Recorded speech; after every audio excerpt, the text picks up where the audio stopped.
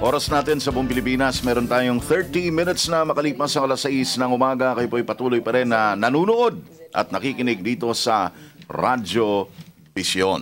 At bago po natin pakilala ang ating guest today, gusto ko pong batiin ang happy viewing si Faith and family na nanonood po ngayon. Faith Morales at saka kanilang bagong baby. Hello po. Uy, congratulations. May bagong baby sila. Congratulations.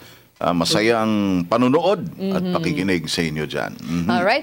Ang guest po natin ngayon, Sir Alan, ay si Colonel Simnar Gran, Deputy Provincial Director ng PNP Rizal. At ang pag-uusapan natin ay yung kalagayan ng seguridad or security sa probinsya ng Rizal. Magandang umaga po, Colonel Gran. Magandang umaga po, kasamang Sarina at Alan at sa morning, sir. Good morning. Lahat po ng nakikinig at nanonood po ng ating programa. Yan. So, ang sakop ni Colonel o ni Superintendent Gran ay ang buong lalawigan ng Rizal. Yan. Siya pong Deputy Provincial Director ng Rizal. Considering the proximity ng lalawigan ng Rizal sa Metro Manila, no? Kasi diyan nag-e-expand ngayon ang mga subdivision, ang komersyo, pagnenegosyo. How would you describe, sir, in general terms, ang peace and order situation sa inyo pong lalawigan, sir? Actually po, ang Rizal po bilang kapitbahay po ng Metro Manila na marami po tayong mga residente na nagtatrabaho po sa Metro Manila. Ang atin naman pong peace and order situation ay manageable naman po. At ang ating kapulisan po ng buong Rizal sa pangunguna po ng ating Provincial Director na si Police Senior Superintendent Adriano Enong ay puspusan po ang aming kampanya laban po sa kriminalidad ng buong Rizal po. Sir, pagdating naman po dun sa Oplan Tokhang o yung talagang mas pinalakas na pakikipaglaban ng administrasyon laban sa illegal na droga, kamusta naman po yung lagay ng Rizal? Sa ngayon po, ang Rizal po ay patuloy po ang aming Oplan Tokhang, yung pong Tok-Tok Hangyo na sa Tagalog po ay kakatukin po ang mga suspected na mga involved sa drugs at sila po ay pakikiusapan na sumuko. Sa ngayon po ay marami na po ang sumuko sa lalawigan ng Rizal sa pangunguna rin po ng ating gobernadora ni Inares. Ay tumutulong po sila sa kampanya po laban sa illegal na droga. Sa katunayan po, malaki po ang bilang ng ating mga arrested na involved po sa drugs. At yung ating Oplan Tokhang po ay patuloy dahil ito rin po ang kampanya ng ating masipag na Chief PNP na si Police Director General Ronald Bato de la Rosa na nag-aatas sa lahat po ng regional office. Kasama na po ang Region 4A sa pangunguna po ng ating regional director na si Police Chief Superintendent Valpri Tabian. Alright. So sir, yung bilang nitong mga sumuko and after that, ano po yung ginagawa natin para sa kanila na mga sumuko na under or na user nito illegal na gamot? Bali po, ang proyekto po ng Lalawigan Rizal, hindi lang po physical na rehabilitasyon, kundi po spiritual. Sa katunayan po ay nakipag-ugnayan na po kami sa mga religious group at kasalukuyan po ay binubuo po ang mga religious group upang magsagawa po ng rehabilitation program. Doon po kasi ang drug addiction po ay nag-start po yan sa family, sa barangay. At ang ating pong proyekto dyan ay ang mga pamilya ng mga drug dependent ay kasama po sa programang ito. Na ang gagawin po ay magkakaroon po ng mga workshop upang sa ganon, malaman natin yung ugat kung paano sila na-involve sa drugs. At kasama na rin po yung sa aming Oplan Tukhang, malalaman natin kung saan nanggagaling yung droga at sino-sino ang mga involved dito. Ganun na rin po kung meron kaming mga kasamahan sa uniforme na-involved din po sa ganitong gawain. Oho. Doon sa kwento ni Superintendent Gran, nakikita natin yung approach nila sa pagsugpo ng illegal na droga is holistic, no? Kasi sa pamilya pa lang sinasabi niya na kinakailangang i-educate mo, no? Itong pamilya doon sa mga dangers, doon sa mga hazards ng illegal na droga para magabayan nila yung kanilang mga anak, di ba? Pagkatapos para doon sa rehabilitation aspect, binabanggit niya kanina, hindi lang yung aspetong pagre-rehab ng katawan ng tao, may spiritual rehabilitation din na kinukwento si Superintendent Gran. So, ito ho ay kumbaga na-accomplish nyo sa pakikipagtulungan din maliban sa law enforcement agencies, naran din yung mga socio-civic organizations na partner nyo sa ganitong mga adhikain, Colonel, sir. Opo. Lahat po ng mga stakeholder, meron din pong mga private sector na nagdo-donate po, willing to donate amount para makatulong po. Sa katunayan, meron pong ini-scout na pagtatayuan po ng isang malaking rehabilitation center sa may bandang Tanay Rizal po.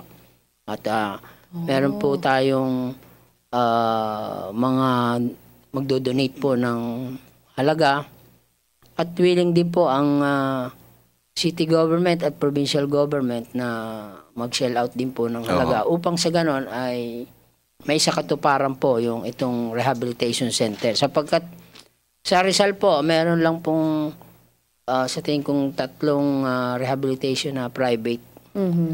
Opo, at ang city government naman po ng Antipolo, sa pangunguna po ni Mayor Jun Inares, ay nakikipag-ugnayan din po sa rehabilitation na ito at sila po ay willing pong i-shoulder yung pong magagastos po ng mga possible na mga recipient nitong rehabilitation program. Sir, kung mararapatin nyo lang po, tatanong ko lang kasi nung nasa Senate hearing, talagang nakapagbuo ng takot, lalo na sa mga taga-Antipolo, even me na taga-Antipolo, yung nalaman nila na mismo mga Antipolo police, yung nagre-recycle nitong mga na-ooperate nilang mga drugs. Ngayon, paano nyo matitiyak sa ating mga kababayan, lalo na sa mga taga-Antipolo, na para mawala yung takot nila na hindi na umiikot pa o na andun pa yung mga police na nasa ilalim rin itong illegal na gamot? Actually ito po ay programa rin ng ating GPMP, yung pong tinatawag na internal cleansing. Pagkat ako po nung dumating din po ako sa Antipolo, ay nabawasan na po doon yung mga pulis na suspected. At kami naman po sa kapulisan, hindi po kami nagtotolerate ng mga ganitong klaseng mga kapulisan na naliligaw din po ng landas.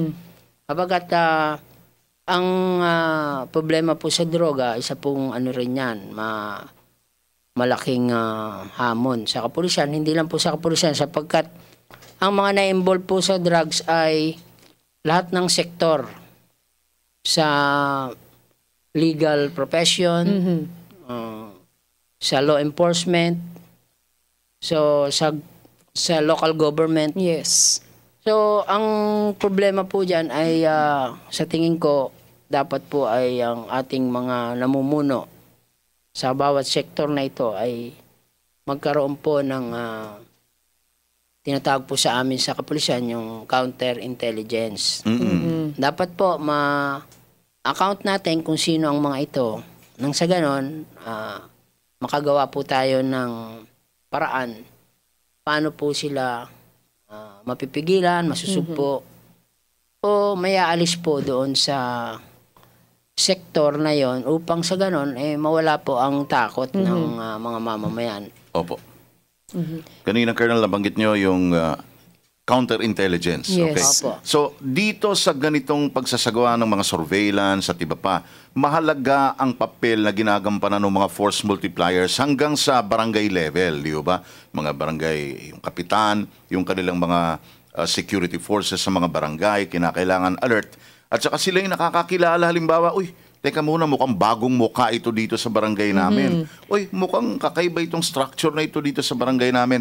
So, kumusta po ang ugnayan, let's say, ng pamunuan ng provincial police sa hanggang doon sa level ng mga barangay natin sa kabuuan po ng Rizal, sir? Ay, aktibo po ang ating mga ugnayan, no? Sapagkat meron po tayong mga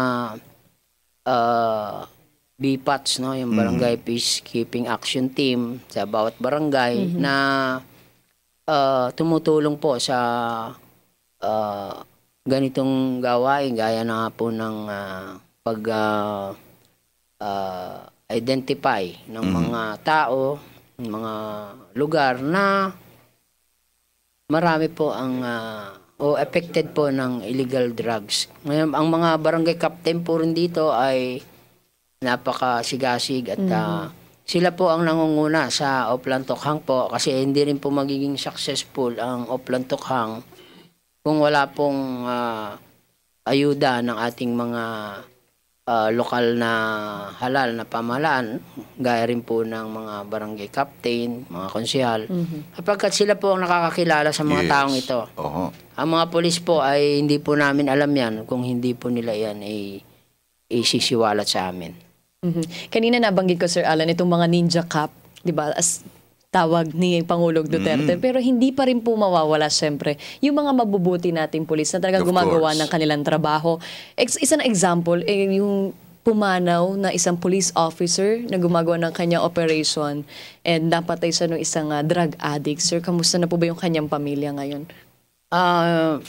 Siya po ay nailibing po nung last Sunday at ang kanyang family naman po ay sa tingin ko naman po ay bagamat malungkot po ang mawala ng isang mahal sa buhay, ay palagay ko naman po ay natugunan yung kanyang mga pangailangan. Sapagkat nung nangyari nga po yun, ay isa nga pong napakalungkot na pangyayari. Nung hindi ako nagkakamali, yun po ay August 13. Gabi po yun, nag-operate po ang Special Operation Unit po ng Provincial Intelligence ng Rizal PPO. At saka samaang palad po nung nagkaroon po ng encounter ay nakapagkubli po yung suspect sa kusina at pagpasok po nung ating operatiba na si Police Senior Inspector Garcia. Siya po ay natamaan po sa may pantog at naubusan po, sa tingin ko, naubusan po siya ng dugo sapagkat doon po sa crime scene ay marami po ang nagkalat na dugo. At ito lang po ay nagpapatunay na upang mawala po yung pag-agam-agam ng ating mga mamamayan na ang mga kriminal po ay lumalaban po. Yes. Kasi ito po yung papatunay na namatay po nga si Captain Garcia.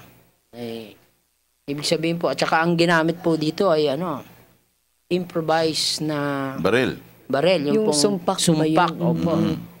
Meron pong nakita namin sa crime scene, may 2 sumpak po. Isa po yung ginamit na, yung isa hindi pa po nagagamit. At ito po magpapatunay na talagang lumalaban po yung mga suspect. Kumbaga, yung mga nasa ilalim na ng impluwensya ng droga, hindi na nila talaga alam yung ginagawa nila until to the point na pwede na silang pumatay ng tao. Tama, Opo. sir? Kasi pag once na ang tao ay nasa ilalim ng pinagbabawal na gamot, ay hindi na po siya yon. Parang meron na pong demonyo sa kanyang utak upang itulak siya na gumawa ng karumal-dumal na krimen. Sapagkat kung mapapansin po natin yung mga krimen na nangyayari, gaya ng mga panggagahasa, pagpatay, ginahasa na, pinatay pa, yan po ay hindi magagawa ng isang normal na tao. Yes. So, maari po talaga silang nasa impluensya po ng ipinagbabawal na gamot. Sapagkat ito pong ipinagbabawal na gamot, sa tingin ko, yan po ang ugat talaga ng krimen dun sa ating bansa. Kaya po, mula po nung tayo nag-uplantukhang nung July 1, Yes. pag-upo po ng ating Pangulo, ay mapapansin po natin na medyo bumaba po ang krimen dito sa atin. Sapagkat yung iba po ng mga gumagawa ay sumuko talaga at natakot din sila na sila ay mapatay. So, sila ay lumaban. Okay. Kumustahin naman natin ang implementasyon ng mga curfew hours sa Yes. mga areas doon sa inyo sa Rizal? Meron pa bang mga violators nito? At kung meron po, ano ho ang, kumbaga, demographics nitong mga nagva-violate? Mga kabataan pa ba o mga of legal age na? Paano po, sir? Yun po namang tinatawag nga nila dong Oplan Rodi sa curfew hours ng mga kabataan at saka sa mga kabataan na naglalagi pa sa kalsada. Mga nagiinuman halimbawa ng hating gabi. Yan, na-minimize na po at Ayun. bihira na po ang nahuhuli. Pero nung pong kasagsagan ay marami po ang nahuli. At ang iba namang magulang ay natutuwa sapagkat yung anak nila ay nakuha ng pulis. Hindi nakuha ng mga masasamang loob. Yes, correct. Totoo naman yun. Okay. Ngayon, yung mga nagva-violate naman halimbawa doon sa inaabot ng hating gabi sa mga inuman, kahit hindi na menor de edad, may mga ganyang cases pa ba? Sa mga kalye, sa mga kanto-kanto? Bihira na rin po kasi pag uwi, pag inom nila sa mga meron din po kasing mga mga night spot. Pag uwi, pagtapos ng umuwi na ho sila. Yung iba naman sa bahay na lang nagiinom. Even yung videoke, no? Opo. Kasi yung videoke nga rin po, pinagbawal din nga po dahil maingay, lalo na dun sa mga kabahayan. Hanggang alas 10 lang daw po, no? Yung videoke. Isa pa inaangal talaga yung mga motor na malalakas yung tunog. Opo. Hinuhuli rin po ito, yung mga motor na in-improvise sila, tinanggal yung mga muffler. Meron mga village na hindi ka po papasukin kung ang iyong motor ay maingay at butas po ang muffler. Yun. So nakikita natin na iba-ibang aspeto talaga, peace and order, ang tinututukan ng Provincial Police Office ng Rizal. Sir, matanong ko lang, aside from itong drugs, ano pa po ba yung dapat na pag-ingatan ng ating mga kababayan sa Rizal na mga krimen na nangyayari po doon? Meron din pong mga pangyayari po, lalo na yung mga nananakawan po ng motor, no? Kasi ang payo ko rin po, kasi meron ring contributory negligence yung pong mga may-ari sapagkat kadalasan po nang nare-report sa amin, iniwanan po nila yung kanilang motor unattended sa labas. So, pagising po nila ng umaga, wala na po yung kanilang motor. So, ang payo nga namin, paulit-ulit nga po na i-double lock yung kanilang motor, ikadena, at ang mga device na po ito po yung mga delaying device na tinatawag upang sa ganon ay mahirapan po yung mga magnanakaw. At saka minsan po yung meron din pong nakawan ng mga FB. Yung FB po, yung FB po, yung tawag nila ay mga sasakyan na... Yes, yung may unahan tapos yung kargahan yung likod. Opo. Okay. Kasi yung ganitong mga sasakyan po ay madali nilang i-improvise at maibenta. Opo, kasi parang tatanggalin po yung makina, buo pa rin yung sasakyan. So maraming mga makina na nabibili, ilalagay lang nila yung makina. O kaya may bumibili po nung yung puwet lang po nung sasakyan.